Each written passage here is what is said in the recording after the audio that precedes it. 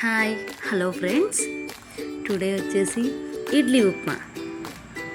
మీకు అర్థమయ్యే ఉంటుంది ఇడ్లీ ఉప్మా అంటే.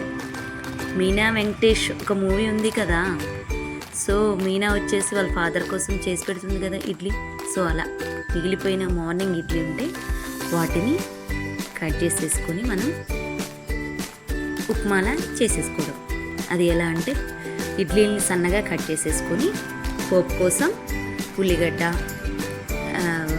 పచ్చిమిర్చి, తాలింపు గింజలు, జీడిపప్పు, కరివేపాకు, క్యారెట్ ఇవన్నీ వేసేసుకొని ఎలా చేసుకోవాలో చూపిస్తాను.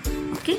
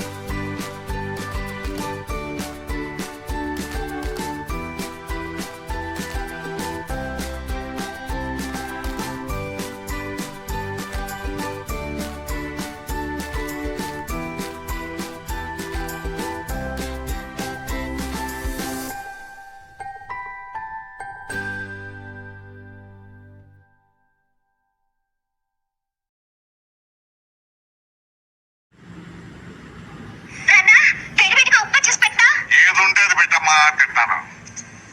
ఇక్కడ పొద్దు చేసిన ఇడ్లీ తప్ప మరీ లేదు. వీడు ఉప్మా ఎలా చేస్తాం? బుర్ర ఉపయోగించి. ఓహో, మీ నాన్న తింటున్నప్పుడు కనిపించకుండా కాలం చూడ చేస్తావా? ఏం చేస్తానో చూస్తుండండి.